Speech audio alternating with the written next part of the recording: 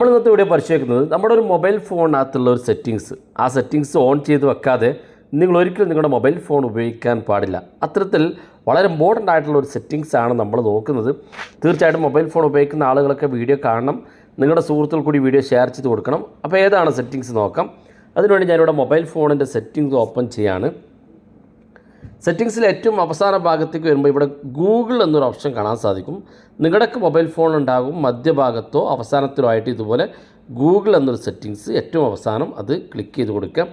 Click ചെയ്യുമ്പോൾ ഇതുപോലെ open ആയി വരും. ഇവിടെ വലതു ഭാഗത്തുള്ള ഓൾ സർവീസ് അത് കാണുന്ന ഭാഗത്ത് ക്ലിക്ക് ചെയ്ത് കൊടുക്കുക. ക്ലിക്ക് ചെയ്ത് നേരെ താഴെ ഭാഗത്തേക്ക് വരുമ്പം ഇവിടെ കാണാൻ നിങ്ങൾക്ക് ഫോൺ നമ്പർ വെരിഫിക്കേഷൻ എന്നുള്ളൊരു സെറ്റിങ്സ് ഇവിടെ കാണാൻ സാധിക്കും. ഫോൺ നമ്പർ വെരിഫിക്കേഷൻ എന്നുള്ള ഈ സെറ്റിങ്സ് നിങ്ങൾ ക്ലിക്ക് ചെയ്ത് കൊടുക്കുക. ക്ലിക്ക് ചെയ്യുമ്പോൾ ഇതുപോലെ കാണിക്കും. ഈ ഭാഗം നിങ്ങളുടെ മൊബൈൽ ഫോണിൽ ഇതുപോലെ ഓൺ ആണോ എന്ന് ചെക്ക് ചെയ്യുക. ഓൺ അല്ലെങ്കിൽ തീർച്ചയായിട്ടും നിങ്ങൾ ഓൺ ചെയ്ത് കൊടുക്കുക. കാരണം നിങ്ങളുടെ മൊബൈൽ ഫോൺ എവിടെയെങ്കിലൊക്കെ നിങ്ങൾ ഏതെങ്കിലും സ്ഥലത്ത് മൊബൈൽ ഫോൺ ടൈപ്പ് ചെയ്യുന്ന സമയത്ത് ആ മൊബൈൽ ഫോൺ വെരിഫൈ ചോദിക്കും, ഒരു OTP വരും.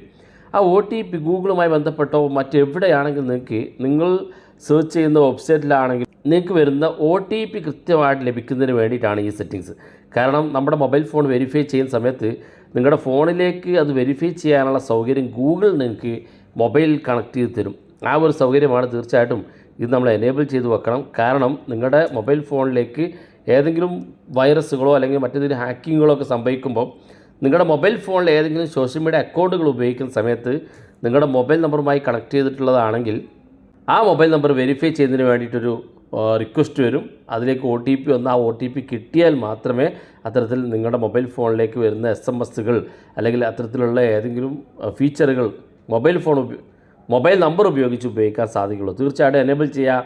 നിങ്ങളുടെ സുഹൃത്തുക്കൾ കൂടി വീഡിയോ ഷെയർ ചെയ്യുക. ഇതുപോലുള്ള വ്യത്യസ്തമായ അറിവുകളുമായി നമുക്ക് അടുത്ത വീഡിയോയിൽ കാണാം.